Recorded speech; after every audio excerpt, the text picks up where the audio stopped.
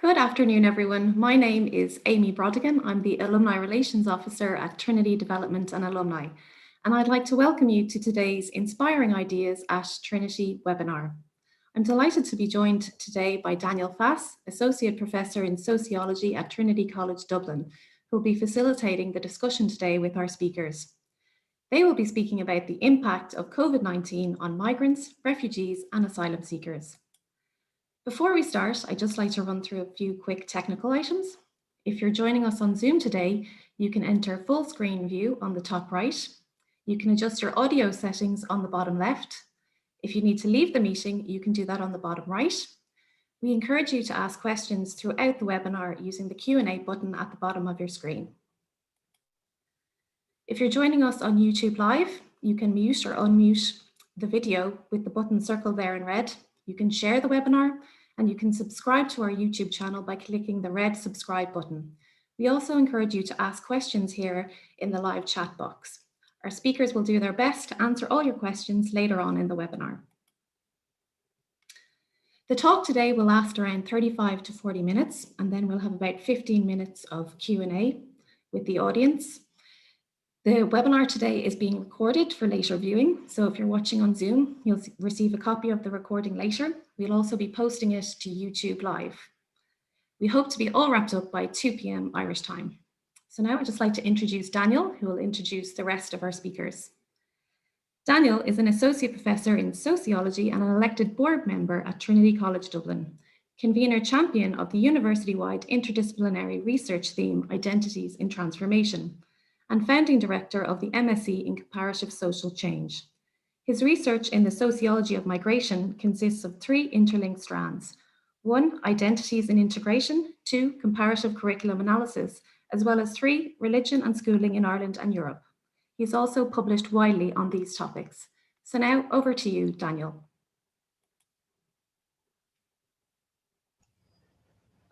So in Daniel's absence, I think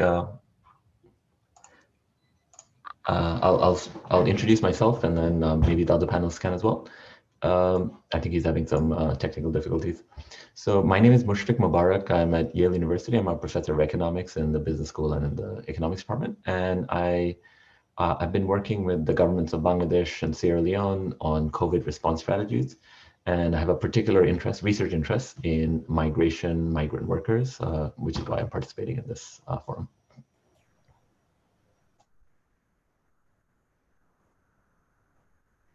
Marina, would you like to go next?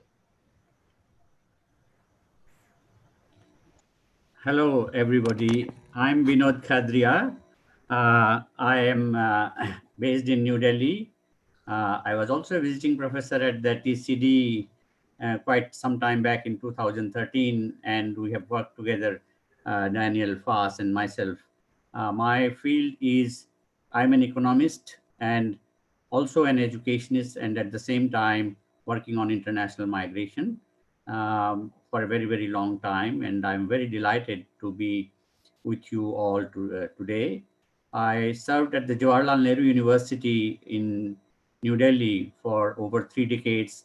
And now, after having superannuated from there, I have joined a new university called SGT University, which is in the National Capital Region of Delhi. And that's where my task would be to introduce social sciences and including migration studies. I'm very happy to be with you. Marina? Hi, I'm Marina Fernandez Reino. I work as a senior researcher at the Migration Observatory, which is based at the University of Oxford. And I'm mainly focused on issues related to integration of migrants, now mostly in the UK, and issues of discrimination and attitudes towards migration.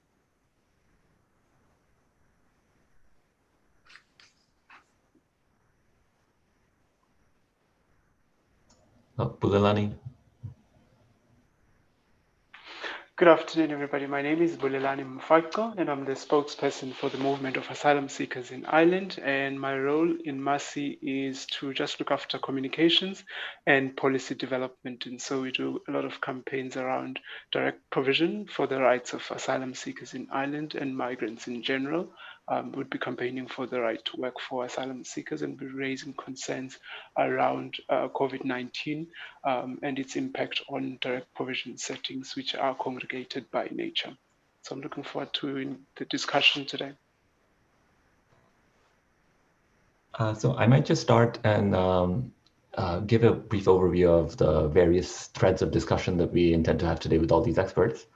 And the main theme that we're going to cover is whether and how migrant families are experiencing this crisis differently, the COVID crisis differently than, say, non-migrant families.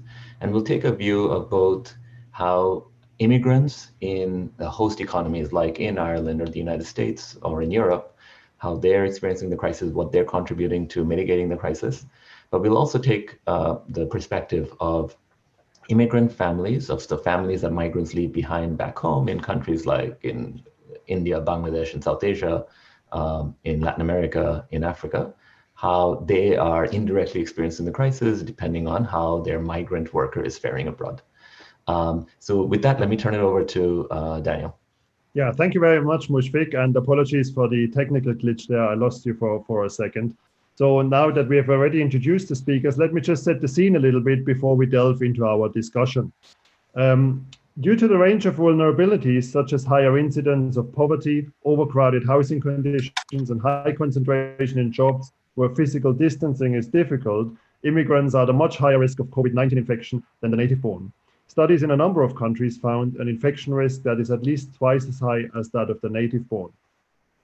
A recent OECD study further found that the school closures we are seeing in some countries and distance learning measures put in place to slow the spread of COVID-19 put children of immigrants at a disproportionate disadvantage in several ways. Their parents tend to have fewer resources than native-born parents to help them in their homework, and 40% of native-born children of immigrants don't speak the host country language at home. Such children are also less likely than students with native-born parents to have access to a computer and an internet connection at home or to a quiet place for study. Moreover, the pandemic gave a push for remote language learning for adults, as well as new forms of remote learning and hybrid learning more generally, particularly at university level, as we are also experiencing today, of course. A number of countries introduced innovative new schemes. One such country is Germany, where online tutorials were set up to compensate for the temporary closure of immigrant integration courses. However, such online learning has proved difficult for low-educated immigrants, especially at early stages of language learning, leading to delays in both language learning and broader societal integration. Immigrants are also potentially more vulnerable, in a more vulnerable position in the labor market due to their generally less stable employment conditions and lower seniority on the job. Studies also suggest that discrimination strongly increases in times of a slack labor market, while networks of contacts become more relevant for finding a job. The negative impact on immigrants' labor market outcomes is increased still further by the fact that they are strongly overrepresented in those sectors most affected by the pandemic to date. For example, in the particularly hard-hit hospitality industry, a quarter of employees in the European Union are foreign-born, twice their share in overall employment. It's still too early, of course, to assess the labor market effects of this pandemic, especially in European countries, where job retention schemes have cushioned the immediate impact of the lockdowns. That notwithstanding, the available evidence on the initial impact shows a disproportionately negative toll on immigrants in the vast majority of countries for which data is currently available, especially in the southern European countries, but also Ireland, Norway, Sweden, and the United States. And we will explore these and other related issues with our panel of experts who have already taken the initiative a while ago to introduce themselves. So welcome to you all, also from my end, and staying with labor market impact straight away and turning to Mushrik first of all. How does the loss of ability to send money home by millions of migrants who've lost their work or become ill from unsafe work environments impact on their families back home and on the labor markets in the countries in which they live in? Thanks very much, Daniel.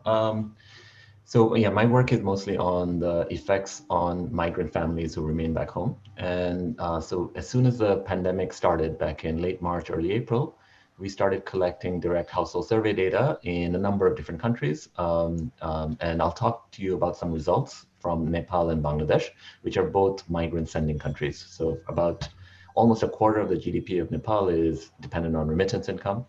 and about 10% of the GDP of Bangladesh is. Right? And there are many different types of immigrants with the E from these countries. So one is international migrants to, far distance locations like in Europe. There's international migrants, many of them in richer countries in Middle East and in East Asia. There's also short distance migration. So for example, the Nepal-India border is open. So there's lots of Nepali workers who work in India, and that tends to be more seasonal employment. So people go back and forth more frequently. And of course, there are internal migrants as well, which is people from rural areas of these countries move to cities temporarily in search of employment, right? But they're moving back and forth. It's circular patterns of migration. Okay? So we studied across all these samples, and what you find is that generally speaking, migrant families do better than in ordinary years. Migrant families do better than non-migrant families in ordinary years. And the reason is simple, is that when you can access a much more lucrative labor market, you have better income earning opportunities, you have better savings, and that allows you to live better. So that's true in general years. And then what we observed starting in April of 2020, as soon as COVID hit, is a reversal, which is that non-migrant families now seem to be doing relatively better. Of course, everybody's suffering. It's just that the effects of the crisis on migrant families was much more acute. And why did that happen? So when you look at the details of the data, you see that when you look at different sources of income, the remittance share of income dropped. So remittance income dropped by more than non-remittance income did. Other components of income did. Okay. So then the question is, why did remittance income drop so much more? There's two clear patterns in the data. One is that a lot of the migrants were suddenly forced back home, right? So in Italy, like Bangladeshis traveled to Italy, many of them were suddenly unexpectedly sent back home. India had a lockdown, so many Nepalis in a very quick period in the first half of April were suddenly forced back home, okay? So there was fewer people to send money back. And the second reason is even the subset of people who remained back, abroad, they were sending less money back per person, per migrant. Okay? So that's where it comes from in an accounting sense. And what effects does this have? So now that you have less money at home, right? So what we're observing is that's linked to food insecurity. That's worse for migrant families in relative terms. It also means what we really worry about is that this is the time when migrants leave, when there's not much to do in rural areas. They leave, they go to the city, or they go to another country and get some income and bring it back home. And they bring it back home to make investments. So sometimes buying fertilizer for their land, right? Or they may bring it back home in order to tide over lean periods in the rural areas, right? And this is a period where the migrants somehow are not able to do that, and that can have some long-term consequences, which are still playing out. Yes, Marina, do you want to come back in on the European migrants more, since we've heard quite a bit about Nepal, Bangladesh, etc.?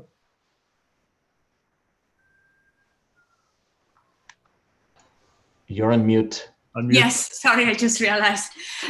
Sorry. So what he just described also happened in Europe. I mean, actually, yesterday, the new data from the last labor force survey in the UK was released. And even though there were some concerns regarding the mode of collection that changed completely, we see that many migrants have come home, probably because they don't appear longer in the survey. And many of these people, they might have come home simply because they lost their jobs here. And actually, we know that is the case because some of them, they are overrepresented in the sectors that were most affected by the pandemic. But even those who stayed here, we also see a decrease. We are likely to see a decrease in remittances too, because many of them, even though some of them, they can get the schemes that are offered by the government to cushion the crisis, but they probably experience income losses regardless of that. So we expect that the remittances are going to be lower also here. Yeah. Yeah, and Mushrik just mentioned food security there in his statement as well. That brings me to the point, just to stay with that for a second. Have these issues around food security and unstable governments, poverty, and so forth, have they increased? And to some extent, we've answered that due to the pandemic. And is it leading to changes in domestic and international migration? Maybe going to Vinod, perhaps. Well, thank you, Daniel. Yes, I think this is a very, very mixed picture that we have come across at the time of the pandemic. Particularly, if we look at the situation in India, the lockdown that was imposed suddenly, all of a sudden in the last week of March, had triggered a massive out migration or return migration from the cities and mega cities and smaller towns back to the villages, because the workers, the temporary worker, migrant workers who are in these big cities, they foresaw that they don't have the retaining power, to stay on in the cities in the kind of the accommodation that they have and the working environment that they have will not sustain them. And that was a moment when it was chaotic, because there were no facilities available, whether it was transportation, because all the borders, interstate borders were closed, and there was no food, there was no water, and there were large scale deaths on the road itself. And it was kind of a reminder, the scale of that migration, reverse migration, was reminder of India's partition in 1947 between India and Pakistan, where massive amounts of transfer of population had taken place. And this was one of the most stark tragedies that the world had witnessed in terms of migration on both sides. Massive amounts of migration had taken place. That, I think, is reminiscent of what was happening in the case of domestic migration. If we look at international migration, then we find that large number of Indian, semi-skilled and low-skilled migrants who were working in the Gulf countries, they had lost their jobs, and they were because they were contractual workers, and they had lost their jobs, and they were sent home. But how would they come home? And for that, Indian government particularly arranged special flights to bring them home. But unfortunately, there was an accident, and almost 300 workers died because of that accident while landing in Bangalore. The flight was landing in rough weather, and that led to the death of these workers. So there are tragedies after tragedies which have embarked on these kind of issues. One contrary evidence that we find in terms of remittances, as Mushtaq had just mentioned, is that yes, the remittances have dipped almost a quarter or so. India is at the top of receiving countries at 83 billion US dollars last year, but this year it is expected that it would be down by 23%. What is interesting to note is that there was a surge of remittances at the time of the return migration, because all these people had lost their jobs, and whatever savings that they had, the accumulated saving, they were trying to send home at one go. That was something which was contrary to the expectation. But how that money, that remittance would be utilized remains an open question. How these people would be absorbed back home in the labor market is an open question. So there are many threads that have still loose ends, and we are still grappling with that kind of situation. Would anybody else like to come in on this point?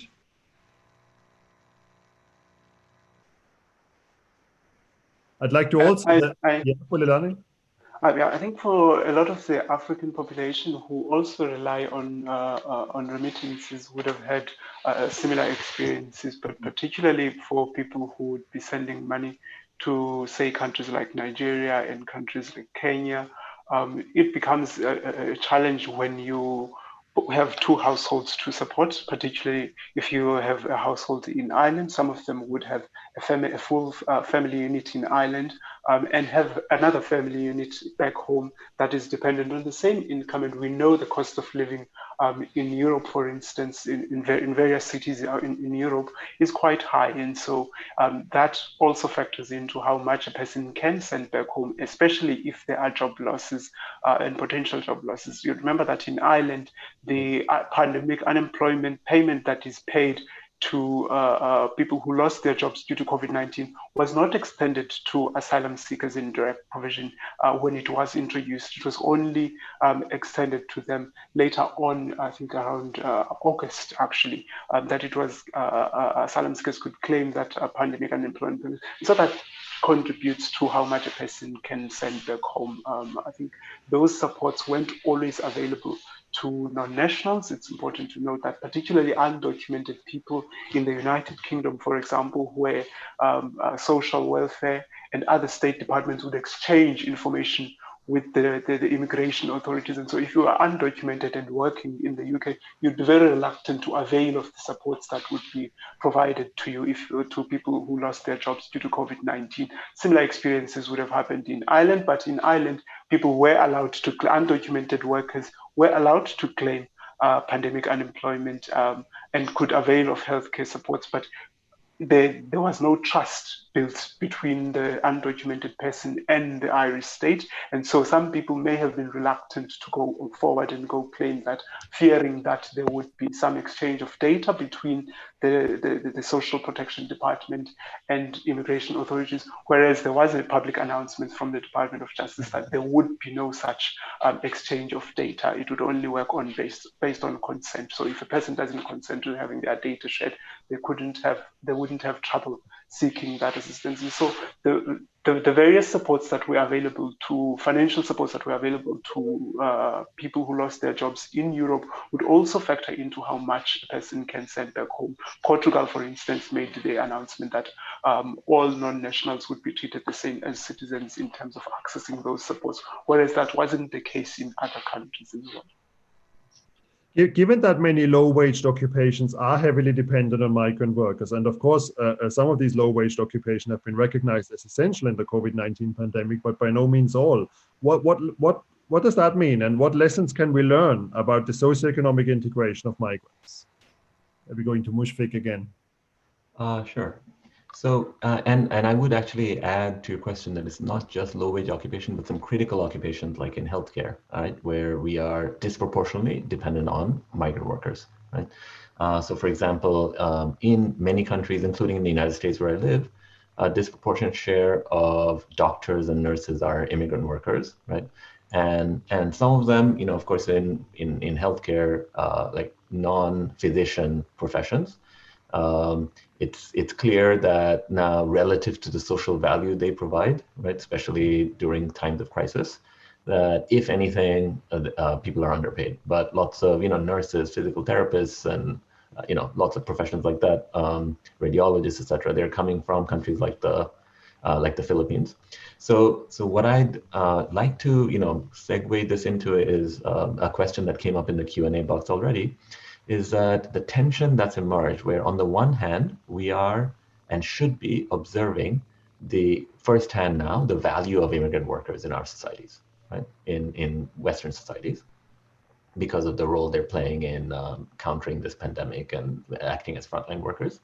But on the other hand, as I guess is not surprising, populism, forces of populism, ethno-nationalism, etc., these are also have been on the rise even pre-pandemic, and there seems to have been a unholy alliance between like using the crisis as a way to like push more populist ideas, which is that, oh, right now we're, you know, the entire economy is suffering, the whole economy is going through recession, immigrants are often the scapegoat, the first ones to blame, and let's use this as an opportunity to put more restrictions on the mobility of labor, right?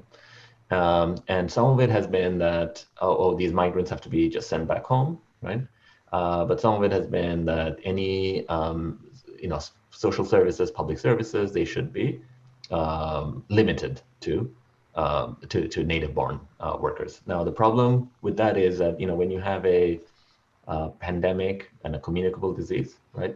Unless you actually solve the problem for the entire population, the virus is going to keep re-emerging, right? So you see this in Singapore, which had Singapore managed to control the virus, you know, the first wave of the virus, and tamp it down quite well. And then you observe spikes later, and where were those spikes? They were in the much more like densely populated and you know, buildings where migrant workers live. Yeah, that's actually very interesting what you've just said there, and relates to an OECD study I read, which only came out 3 weeks ago, which says, and I quote here: "In light of the growing unemployment and the role of international travel in the initial spread of the pandemic, there's a risk of a backlash in public opinion against immigrants, and the number of communication campaigns have been developed and aimed at addressing this, of course, with a particular focus on tackling misinformation regarding the role of migrants in the spread of the virus." So coming to you, Marina, in what ways do you think that the public opinions towards migrants, refugees and asylum seekers are changing in this current context? And do you see any evidence for that? So there are like two different issues here.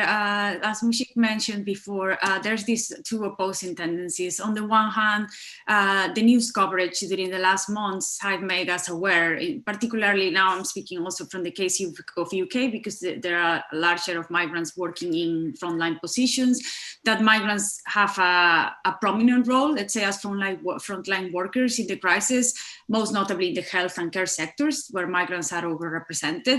But then at the same time, we have evidence that during economic downturns, discrimination might increase against certain minorities or migrant groups. However, if we follow the trend within the last 15, 20 years in most European countries, we generally see a decrease in the negative opinion towards migrants. I'm not saying that it's generally positive, but there has been a decrease. This obviously hasn't been the case in all countries. Like we see, for example, like increasing negative opinions in the case of Austria, Hungary, even Italy. But in general, that has been the tendency. And despite the financial crisis that happened in 2008 and despite the crisis in 2015. At the same time, we see the rise of right-wing populism, but both things can happen at the same time. So there might be an increase in populist vote, but at the same time, the average, let's say, of the whole population attitudes towards migrants might be less negative. So these two phenomena are perfectly compatible. And the rise of populism, right-wing populism, has actually been linked to the salience of immigration issues in the news, rather than actually attitudes becoming more negative in particular countries. But it can be the case, and this has actually been the case in some countries, that because of this crisis, the salience of immigration might decrease. We might focus on other issues like unemployment, financial crisis, issues of pandemic, the vaccine that we are discussing at the moment. So we know that the decrease in salience of immigration usually results in, let's say, less negative opinions toward migrants. And when we look at NGOs, for example, and what can be done, I mean, to mitigate some of these experiences that migrants and refugees and asylum seekers have, also when it comes to public opinions, but also generally in society, and also with regard to perhaps providing humanitarian assistance then to them. Coming to you, perhaps, Bulelani. Well, there is quite a lot of lessons to be learned, but the first one that we can learn from Ireland is that if you do not, as Mushrik has already said, that if you do not address the problem for everybody within society, you're not going to be able to control COVID-19. And we've learned that lesson the hard way in Ireland, because the second wave of coronavirus began in a direct provision center and in meat plants. Both of those settings have migrant workers in large numbers, and in very overcrowded settings. There will be the same experience in Germany, where meat plants also had series of outbreaks. And so what the response from the state needs to be is to be one of equality, ensuring that everybody has a bare minimum standard of living that is suitable is conducive for observing all the public health guidelines. For instance, the one thing that we've been highlighting is that people in overcrowded direct provision centers can't observe social distancing. You can't keep 2 meters apart when the beds that you sleep on aren't 2 meters away, and you are living with 5 other strangers or 3 other strangers or 1 other stranger who has their own life. Families, for instance, being crammed in 1 hotel bedroom. This would be the same experience in refugee camps, for example, in Bangladesh, where they had over 1 million refugees, about 700,000 of them being of Rohingya origin. Quite a lot of those camps experienced COVID outbreaks because the living conditions were cramped. Again, in Turkey, you had living conditions where refugees and asylum seekers were living in very poorly constructed and overcrowded settings that didn't allow for all the social distancing that was necessary to prevent the spread of COVID-19. And so what we do need from the state side is, one, ensuring that everybody within the society has a bare minimum standard of living that allows them to social distance. And then you provide the support so that people can actually, if they need to self-isolate or need to get tested and need to stay home for 14 days, have the means to live. Because a lot of the people who didn't avail of testing in the meat plants were afraid of losing their income, because they are if they lost their income and they lost their jobs due to being laid off from an infection of COVID-19, or because they are told by their doctor to self-isolate, they wouldn't have money to live or money to send back home. And a lot of their work permits, for instance, in Ireland would be tied to an employer. So if you were working for a meat plant in County Laois and you were laid off there, you couldn't go and seek work elsewhere based on your work permit. You'd have to first apply for a new work permit, and that's difficult to get in Ireland. And so all those structural barriers need to be lifted so that migrant populations, whether be in Ireland, in the United Kingdom, in Turkey, in Bangladesh, in South Africa, can actually live a life that is one that provides them with some sort of standard, a decent standard of living, without the precarity that characterizes low-paid work that migrants do in general. You mentioned direct provision there, and maybe not all our listeners are entirely familiar with the direct provision system and the latest developments in Ireland. So let's just stay with that for a minute. And just to say that Ireland has used this system of direct provision, of course, for quite some time to accommodate asylum seekers. And there are currently about actually over 7,000 people in the system, including almost 2,000 children. And there are 40 such centers and an additional 40 emergency centers. And also just to say that it takes 19 months at the moment from the date you apply for asylum through to getting a decision in this country. And there's a backlog of 4,000 cases. And that only 700 people that are currently in direct provision have refugee status. But that also means that they could, in theory, leave direct provision. But then another problem comes in, which is the housing crisis we've seen for quite some time in Ireland that prevents them from actually leaving direct provision. And another change, I guess, related to COVID-19 here is that in last year, Ireland has seen over 4,600 applications for asylum. And this year, there's been a huge drop-off, presumably in large parts due to inability to travel and so forth. But there is this commitment in the manifesto of the current Irish government to end direct provision during the lifetime of this parliament. So just staying with that for a moment, what are your thoughts on these changing trends? And yeah. We hope the end will come sooner, but the date on the report, I worked on the report on ending direct provision, the date is mid-2023. We are hoping that if we either get a vaccine or the government will have to do something very drastic sooner than that to get people out of direct provision, because the standard of living was generally not suitable. Prior to COVID-19, you could have had anything up to 8 men in one tiny bedroom. Some of them in bunk beds, and they could stay in that one tiny bedroom for years and years. And so the change in policy to move away from that kind of setting is to be welcomed and encouraged. But we are concerned that there isn't enough. If you look at budget allocations, for instance, for the next year, there isn't enough there to say that we'll actually start phasing out direct provision and encourage people to live the direct provision system. One of the things that the movement of asylum seekers has called for is to, one, integrate asylum seekers into ordinary housing supports that would be provided to you as an Irish person if you lost your home or you were to be homeless, for instance. There were differences in how supports were provided to people in direct provision and homeless accommodation. Dublin Regional Homeless Executive, for instance, did all they could to find self-contained units for families non-shared accommodation for single people. The same measure was not taken for asylum seekers in direct provision, and we were left still in congregated settings where they were sharing intimate living spaces such as bedrooms, bathrooms with strangers, and again told to observe all the public health guidelines that you keep 2 meters away from the next person. And so we welcome the commitment to move away from the system of direct provision, but we need to see action in terms of, one, budget allocations, hiring of people, because there is in the report on ending direct provision, there is a lot of work that went into costing the alternative to direct provision, which is treating people based on par with, equating the treatment of asylum seekers on par with the treatment of Irish people. It's actually cheaper in terms of money.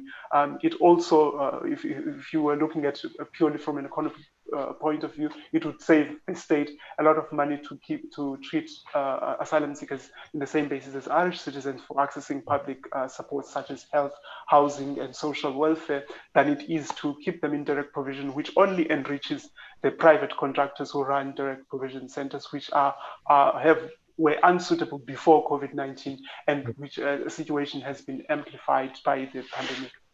Yes, I want to bring in Vinod here and ask him the extent to which refugees and those seeking asylum have been further traumatized by the pandemic lockdowns, or whether you think they're more resilient now because they're also more used to insecurity and all these changing laws that we've just discussed here with Bulelani. I think this is a very interesting question, and it actually begs a large number of other questions. First of all, we have to ask what are the serious conditions or that the refugees are supposed to be resilient to.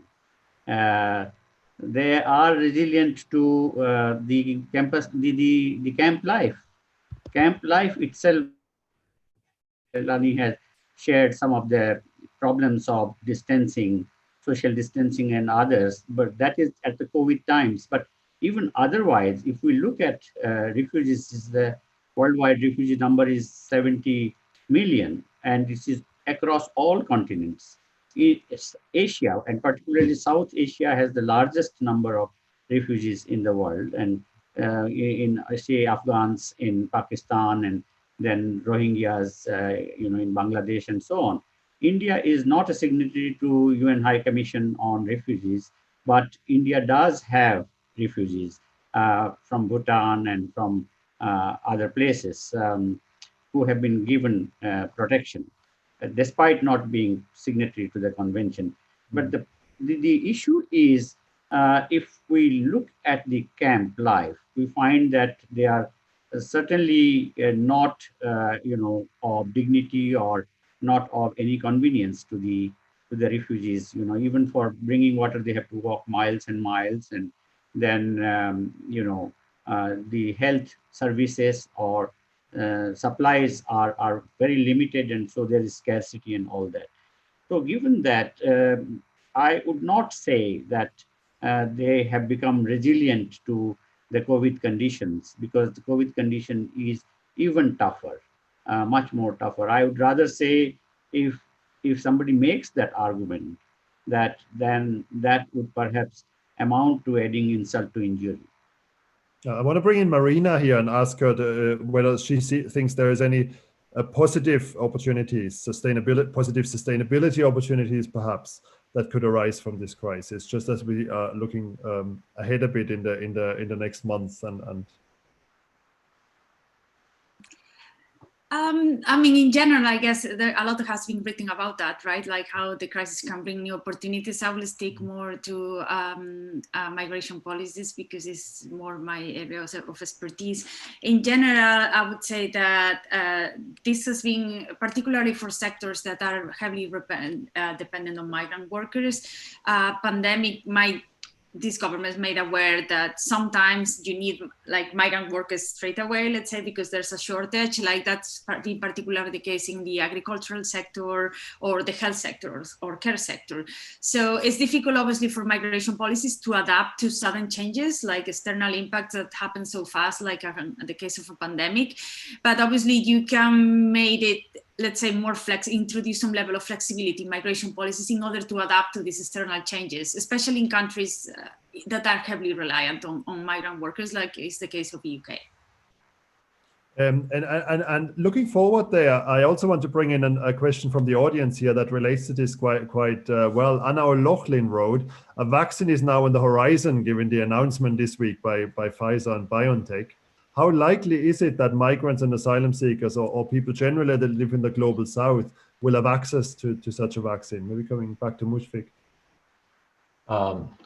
So making a prediction is difficult without actually seeing the data, but here are some of the issues that we should be thinking about.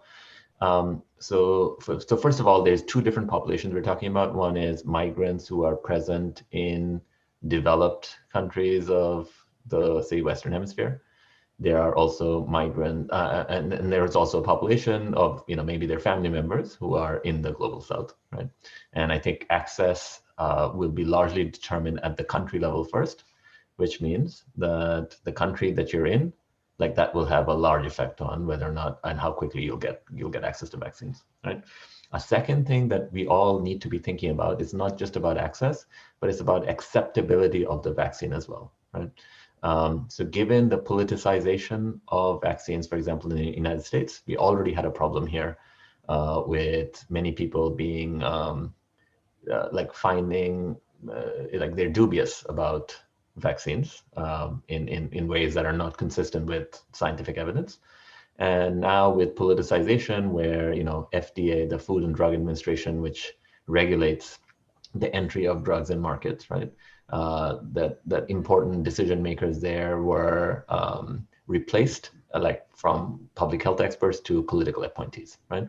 So for reasons like that, there was a lot of new doubts that had emerged about the vaccine discovery testing process, right? Which I think will undermine people's confidence in vaccines.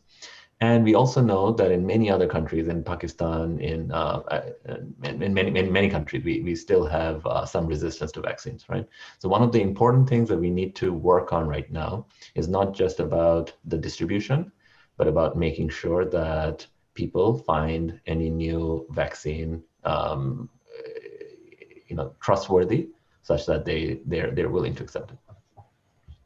And thanks very much. I want to move on to another question by Pauline Conway here.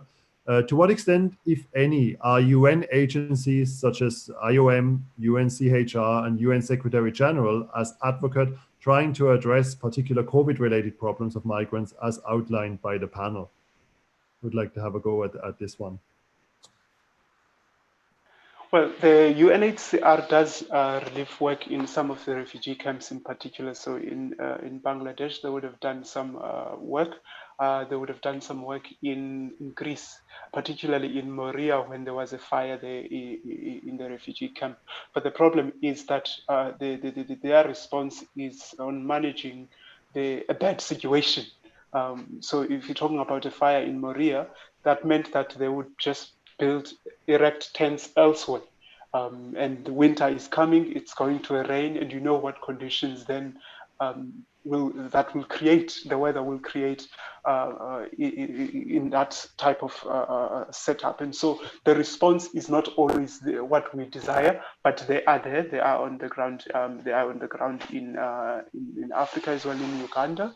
They would have provided social assistance. So if you think about some of the poorer countries in the global south who host big population of migrants and refugees in particular. So you talk about over 1 million refugees in Uganda. Uganda is a poor country.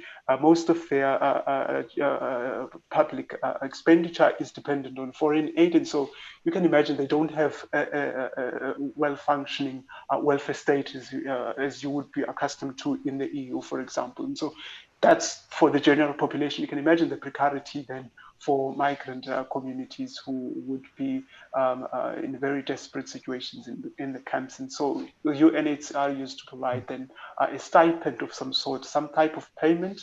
It's not much, but it's a payment nonetheless. They used to do the same in South Africa. They still do to refugees because to asylum seekers and refugees in South Africa, because they are generally not entitled to welfare payments in the country. until you have a refugee status, you wouldn't be entitled to welfare payments as an asylum seeker. South Africa doesn't have didn't have an unemployment benefit, for instance, before COVID-19. It was only introduced during COVID-19, and we host quite a number of asylum seekers and refugees from other African countries that weren't provided with that assistance. It was only extended to them later on, and you would only get it if you had a job. So the unemployment insurance fund in South Africa is contributory on all persons working. So if you had a job before the pandemic, you would have some sort of benefit. But the administration of it, you can read up on corruption in South Africa. I mean, it was paid to people who had died a long time ago because the officials were swindling the money into their pockets. And so the relief funds that were there, if a country had a lot of corruption, it meant that that money might not actually reach the beneficiaries of the intended beneficiaries of that assistance. And so it is a very difficult one, but UNHCR does assist where they can. The assistance is minimal, of course. Thanks very much, Bulelani. Another question from Tony Carroll. In Ireland, all COVID notices and updates are in English. Is this a major problem, and how is important COVID precautions, etc., communicated to non-English speakers? Probably not just in Ireland. It could also be in other countries, I'd imagine. They did translate for Ireland. I'll do it in quickly. They did translate. This is me being on the move now. They did translate some most of the information. The HSE and Social Inclusion Unit did translate the COVID-19 posters into various languages. We also had teachers, for instance, who speak foreign languages. One of my friends is a teacher. She's from Georgia. So she had recorded a YouTube video. She was asked by the Department of Education. They coordinated a program a back to school program for foreign nationals in their home languages. And so the teachers who speaks the native language would have shared all the back to school information, what kind of a classroom are children going back to, what parents can do in order to assist in going back to school and managing the in pandemic times. And so there was a translation. There was an effort made to translate them, but of course you can't translate to all the languages. There are over 100 different nationalities in Ireland. The most we would have had available for interpretation and translation would have been around 20 languages. Most of them would be like French and Arabic and Mandarin, Russia, Georgia and Albania. But most South African languages, for instance, wouldn't have much. We have 11 languages in South Africa alone, so you wouldn't have all of them. So I think it's important for us to think more broadly, not just about translation, but also about differential access to information for different groups. It's not just about language, right? There's many different ways in which accessibility can be different, right? For example, so I'll share some of our data from Sierra Leone, right? That there are about a third of households are female-headed, and 2/3 are male-headed households. And why are they female-headed? Sometimes they're divorced or widowed, right? Or there's a migrant. They're female-headed because the male migrant lives somewhere else, right? And when they live somewhere else, it's possible that they've also started a second family somewhere else. And you do find, significant differences in the access to COVID information in female-headed households in rural Sierra Leone relative to male-headed households, right? So for example, they are less able, they're significantly less able to correctly identify 2 or more COVID symptoms, right, that are associated with the disease. They're also less engaged in public health behaviors like social distancing, etc., right? And then when you dig into exactly why is it there differential access to information in that location across female and male-headed households, it's partly because the sources of information are different. So males are much more likely to be connected to official sources of information, where female-headed households we see are differentially more likely to rely on friends and neighbors, right? And so the type of information that people are getting is different regardless of the language that it's being delivered in.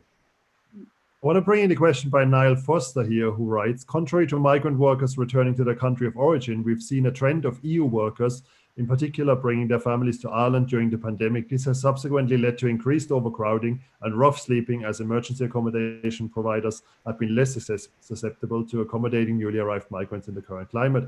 Is this a trend that has been identified elsewhere? I'm not sure about that, because at least in the UK, what we're seeing is a lot of return migration, particularly of EU migrants. So return migration obviously might be temporary, so they might be just in their countries of origin during the whole pandemic, and then they might come back. But I'm not aware of this trend, at least in the UK. Question by Brian Arnold. Considering asylum seekers in direct provision are provided with less than adequately nutritious food, what is the best way forward to facilitate both COVID-19 regulations and adequate provisions? Well, for direct provision centers, it varies. Some direct provision centers now allow for asylum seekers to cook for themselves. And so some would be cushioned in that regard, in that they can go and actually buy food in groceries. They get a Revolut card preloaded with credit so they can go and do grocery shopping. But for about half of direct provision centers don't allow asylum seekers to cook. And so it's difficult for them to decide what they can eat for themselves. It was also difficult during the homeschooling period because a lot of parents didn't have the space to do that homeschooling because a lot of the space in direct provision is communal, except for the bedrooms for families. And so it was difficult in that sense to mitigate against COVID-19, to cope with living with COVID-19. And so it would again be challenging for us. The movement of asylum seekers, the only solution is to get people out of direct provision. A lot of people say that it's difficult to do because we have a housing crisis, but the main way of asylum seekers leaving direct provision centers has been through Homeless Hub.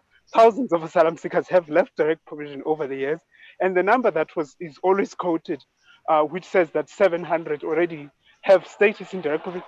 Actually, hundreds of asylum seekers moved out of direct provision during the pandemic, and the 700s that remain include number of positive decisions that are constantly being issued as well. And so it doesn't seem that there is a change because there are people moving out and there are people getting status. And so you don't see much of a change in the number, but people are moving out of direct provision. The housing crisis is much more acute, in particular in urban areas like Galway and Dublin. It's very difficult to find accommodation on Hub. Even if you were Irish, you would struggle to find accommodation there, whether you are on Hub or have your own money. So those are the difficulties there. I want to bring in Teresa Mitaku's question here, who says COVID-19 has deeply affected refugees arriving on the Greek islands, and their education has been negatively impacted with current measures and lockdowns, which do not allow them to go to school or move freely around the islands. What could be done to somehow improve the situation? I think this is more universal than only in the case of Greece. What has happened, and you had asked this question, what are the positive outcomes of the pandemic situation? And this is where I think, the online education has proliferated, not only at the level of educating the adults, but also at the school level.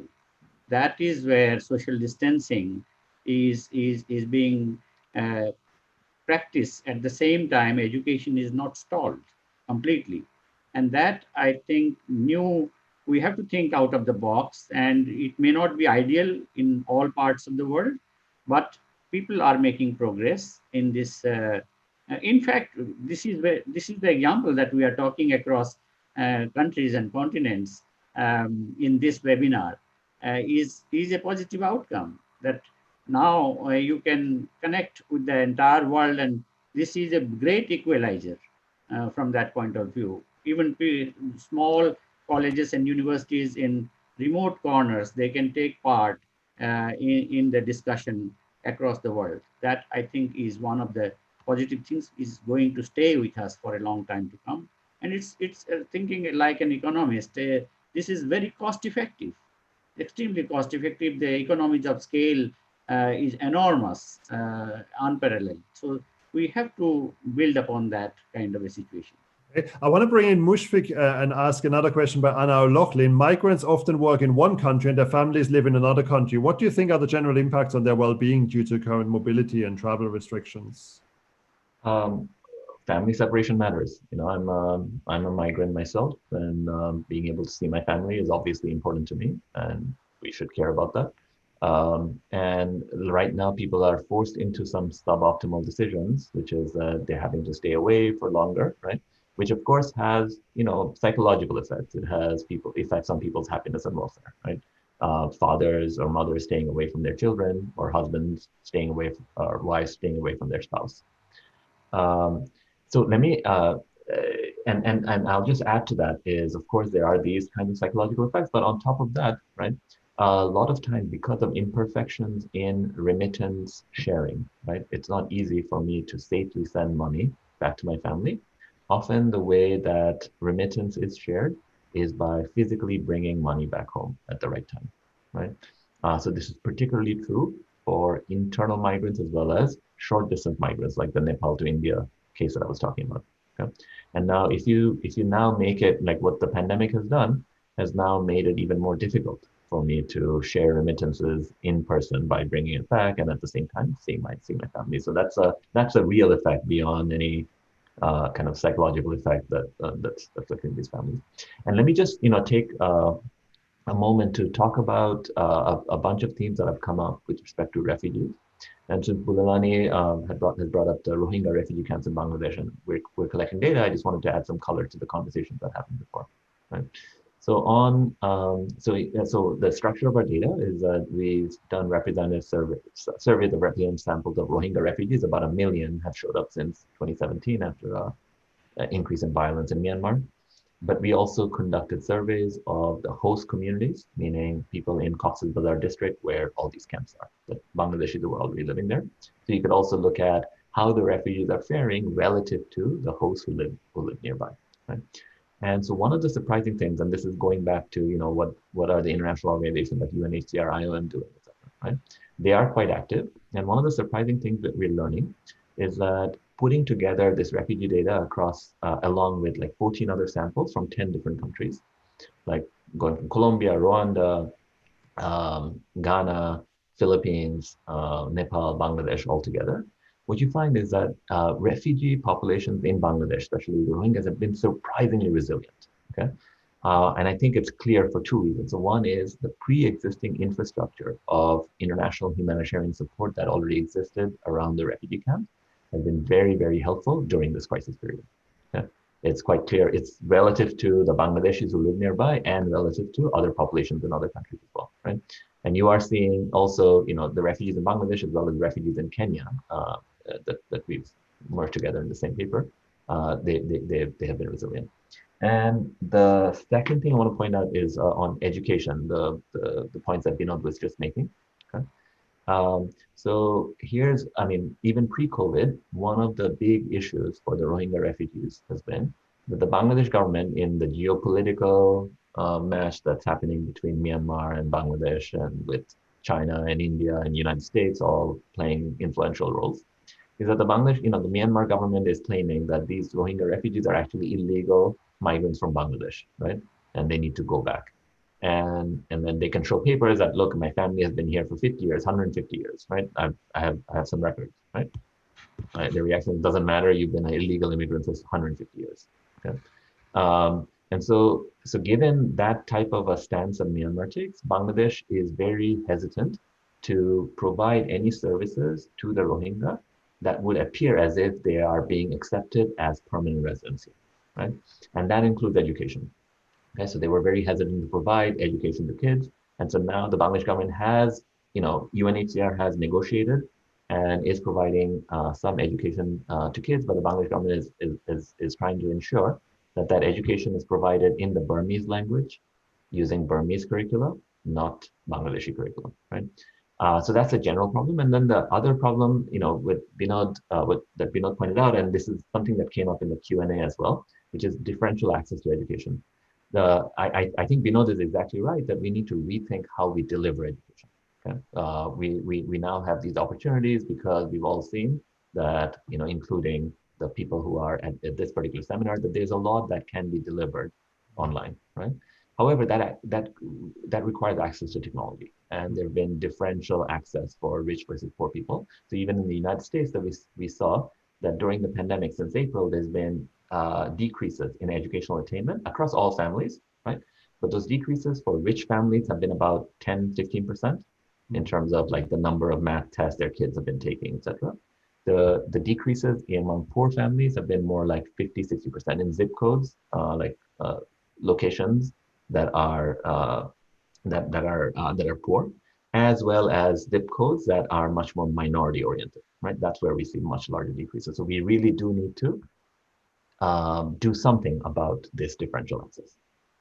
Okay, well, I think we have seen over the past hour that there is, and there's of course only so much we can discuss in an hour, the range of angles and issues coming up as far as the impact of COVID-19 on migrants, refugees, and asylum seekers is concerned. We looked at education briefly, we looked at labor market impacts, we looked at changing public opinions, the direct provision system in Ireland, and also on this positive note, going forward, particularly with potential vaccine candidates looming on the horizon that might have an impact. So I want to hand back to Amy now and thank, of course, all the speakers, Marina, Mushrik, Bulelani, and Vinod. Thanks, guys. That was a really fantastic talk. Could have gone on for a lot longer, I'm sure. I'd just like to say a sincere thank you again to all of our speakers today for their time. I'd also like to thank the team in the background here at Trinity Development and Alumni, in particular my colleagues Siobhan Brady and Susanna Doyle for helping to put this webinar together, and to the audience for all those great questions. If you'd like some more information about the topics covered today, we've included some links there at the bottom of the screen where you can download the World Migration Report 2020. You can also check out the websites for the Movement of Asylum Seekers in Ireland and the Migration Observatory. And we've included Mushrik's Twitter handle there also. And if you have any questions about our webinar series in general, please email alumni@tcd.ie. And just to let you know, the next webinar in the series will be in 2 weeks' time, on Wednesday, the 25th of November at 1 p.m. Irish time. It'll be titled Reinventing Media During COVID-19, with speakers Conor Killeen, Chairman Key Capital and former owner of the Sunday Business Post, Tom Lyons, CEO of The Currency, Claude Edwards, CEO of Image Magazine, and Ian Kyo, editor of The Currency and board member of RTE. So we'll be sending out the mailing for that webinar next week. And just to let you know, it's also the last webinar of the year. So we hope to kick off our series again next January 2021. But in the meantime, thanks again for joining us and do stay safe. Thank you.